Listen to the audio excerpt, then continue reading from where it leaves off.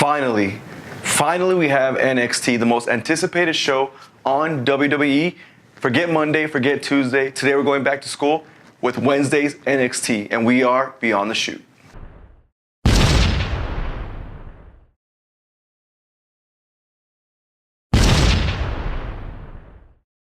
So just like SmackDown, NXT's changing it up. They have the women's NXT champion come out first to open the show. We have Shayna Baszler. She comes out. She has heat. Of course, she has that heel look already. She has the moves to be a heel, and it's great to start off that way. So she comes out, and she's saying how much of a better wrestler than she is than anybody on the roster, and not even Nikki Cross can compare to her. So she calls out Nikki Cross, and knowing the psychopath Nikki Cross is, she comes out. I was going to give this a C+ because it was mediocre. I feel like Shayna Baszler should just do what Ronda Rousey should do as well, is just be fighters. Her promo, she needs to work on it some more, which I feel like she'll develop in NXT, but I want her to just be a silent fighter.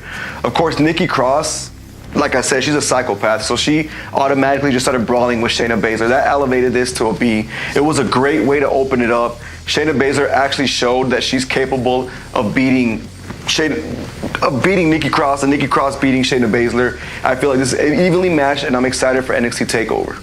So the first match of the night, we have a job squash match. We have TM61 versus a couple of jobbers. It's a great way to give TM61 momentum heading into whatever they're heading into, but it's a great way to do it. Of course, I give the match a B.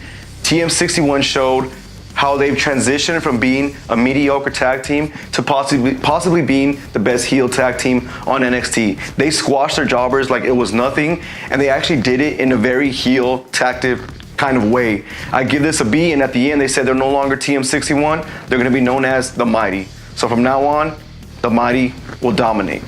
Next up, we have a match that was made 2 weeks ago, finally happened this week. It's Roderick Strong versus Danny Burch.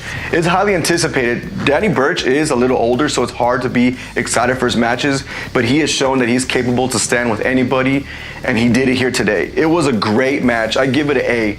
It was tremendous. Of course, Roderick Strong is changing his style to more hard-hitting, more of a heel version of him the way he did it before. Of course, the new Undisputed Era is going to come out and somehow integrate themselves in this match, and that's exactly what happened. They came down, they interfered. Of course, Pete Dunne and Oney Lorcan come down, they interfere. It was just one big brawl. Roderick Strong gets the heel pin, 1, 2, 3. Undisputed Era with the win, and this is going to set up next week's NXT TakeOver Chicago's tag team title match with Roderick Strong O'Reilly versus Danny Burch and Oney Lorcan for the tag team championship. I am sincerely, truly excited for this. Undisputed Era is making NXT, and they will be tremendous in this pay-per-view. Once the match was done, we do go backstage, and there's a video segment. We have a video segment of Lars Sullivan training, him showing his moves, showing what he's going to do to Aleister Black. I'm not going to grade that because it's needed for such a short feud that had just happened last week and already going to be defended with the title next week. I feel like it's needed. A couple more video packages, a couple more promos would have been nice throughout the past couple of weeks, but this helped and it worked. Once that video package was done, we go to another video package of the highly anticipated Ricochet versus Velveteen Dream. Ricochet says he's the king, Velveteen Dream says he's a prince. The king has already done it, the prince is going to do it. This is a phenomenal feud, and in my opinion, that will be the match of the weekend, including Money in the Bank, including TakeOver. I am sincerely excited for that match. Now we go back to the ring. We have the match that's been set up all night is Kairi Sane versus Lacey Evans. I am going to give it a C+ because I felt like they dialed back on what they could possibly do. In the past couple of weeks, Lacey Evans has showed that she has the potential to be a great wrestler, and she has moves that not even the men can do.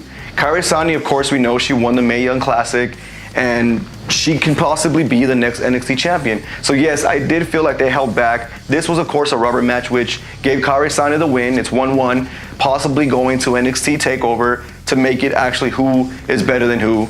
It was a decent match. Like I said, I'm not going to give it a B or A. It wasn't that great, but it did what it needed to do, and I'm going to give it a C+.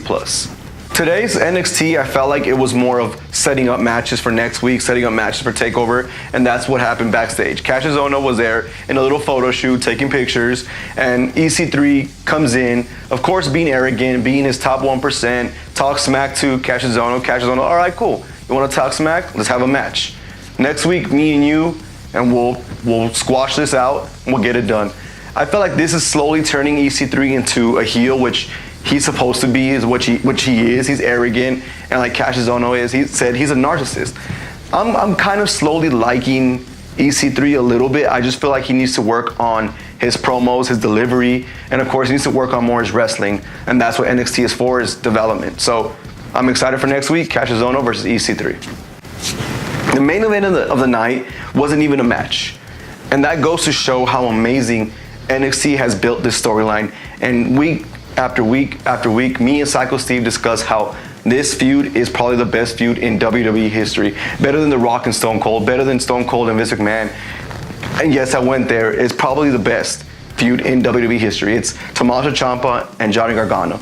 Tommaso Ciampa comes out, of course, like he did a month ago when he just came out and the booze just didn't allow him to talk for 5-10 minutes. Exact same scenario today. He couldn't even get a word in. And this time he actually played with the crowd. He played with the chants. He basically told the crowd to shut up and listen to him. He said he's better than Johnny Gargano, that was a fluke, his win. Of course, Johnny Gargano comes out and just unleashes hell. Refs come out, backstage officials come out, trying to break it up. It's a brawl. And once you thought it was over, once you thought, okay, this is exciting, this is awesome, this is an A way to end it, Gargano comes back again and throws him against the Tron, cuts his head open, he's gushing in blood. This went up from an A to an A+. It is phenomenal to end a show that way, and especially without no match. Perfect. Raw, take notes. This is how it should be done. Overall, I do give NXT a B+. It's been since we've started this YouTube channel that we haven't given NXT lower than a B. Today, it didn't fail. It was a B+. It was a great show. I was excited for every match, for every promo. Even the Kairi Sane C+, I was excited to see that. But once again, guys, those are my grades. Those are my opinions. Click on the eye above. Give me your grades. If you want to grade that match a B, go for it. I don't blame you. Once you do that, don't forget, comment, like, subscribe down below. After that, go to my Twitter, follow me, Mike Hiru BTS. We will see you guys for, unfortunately, Raw, but we will be there with you guys.